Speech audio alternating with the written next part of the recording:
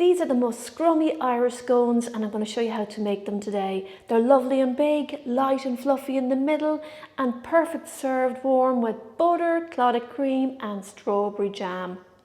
Absolutely gorgeous. And today I'm going to show you exactly how I make these at home. I'm going to give you lots of tips for getting perfect scones. So to get started, I've got 454 grams of plain flour. Just sieve it in. And add in 2 tablespoons of baking powder. I'm going to add in a 1/4 teaspoon of salt, mix together. I have 100 grams of butter here. I like to freeze and grate my butter. It's easier to rub it in and it helps give a nice rise as well. Now we're going to rub the butter into the flour until we get like a breadcrumb consistency. Perfect, and that's what the kind of consistency you're looking for. All right, in goes 65 grams of sugar.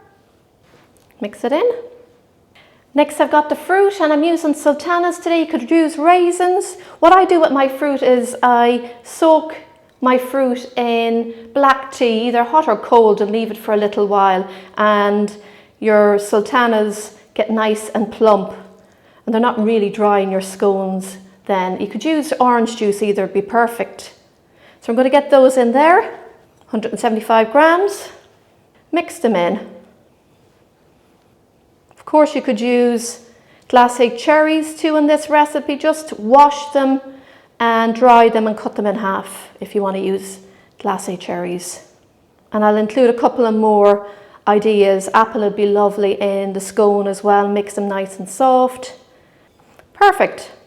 Okay, I've got 250 mils of buttermilk here. If you can't get buttermilk, I'll include a recipe. It's very easy to make with just milk and lemon juice, yogurt or vinegar. So we're going to get 2 medium eggs in here. Mix them in. Just put a little hole in the center. And we're going to add the eggs now. I'm going to add about 3/4. You may not need all the buttermilk. So add 3/4 and then see how you get on. You don't want the mixture very wet and you don't want it dry either. So use a fork to mix it in. And I'm going to add another little bit of buttermilk. Any buttermilk that's left over, you can use it for brushing on the tops of your scones. So what I'm going to do is I'm going to get my hands in here, and I always use a little bit of flour on them. And I'm going to bring this together with my hands into a ball. That mixture is perfect. It's important not to overhandle your dough and to be very gentle with it. So there we have it. That's the kind of consistency you're looking for. I'm going to get a little bit of flour on my worktop.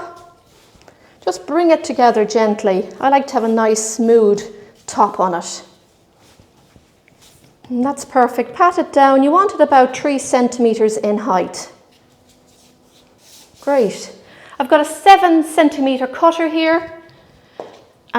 Put it in some flour, helps prevent the cutter sticking, and we're going to start cutting them out. It's very important when you're cutting them out not to twist your cutter. Get them out like that, and there you have one. Beautiful. Just keep doing that until you've got all your scones cut out. Get them onto a lined baking tray. I like to place them close enough to one another so that when they start to rise, they will rise up rather than going out like that and getting flatter. So place them close to one another helps with the rise. Suppose they kind of support one another, don't they, when they are rising up. So I've got 10 scones and a little baby one for the baker. All right.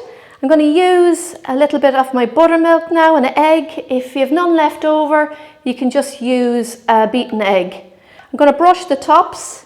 Just be careful not to let the buttermilk drip down the sides because it'll affect the rise of the scone as well. Brilliant, these are ready now. So what I'm going to do is I'm going to put them in the fridge for about 20 minutes while I preheat the oven. By putting them in the fridge to chill, it helps to firm them up and improves the rise as well. So after I have put them in the fridge for 20 minutes, I'm going to get them into the oven for about 18 minutes.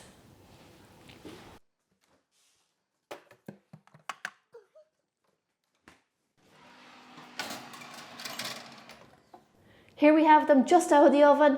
Smell absolutely wonderful. They're a great size of a scone, that's what we all want, and a nice golden colour. So what I'm going to do is I'm going to let these cool now for a little while, and then I'm going to finish them off with some butter, homemade clotted cream and homemade strawberry jam. Absolutely amazing. My scones are ready. I love to eat them slightly warm. Look how soft they are in the middle and all that fruit. The butter is melting into them, topped with clotted cream and strawberry jam. Sorry to all my friends in Cornwall, I'm going with the Devon way today. I'll share both these recipes with you so you can try them out. Just look at that and my mouth is watering.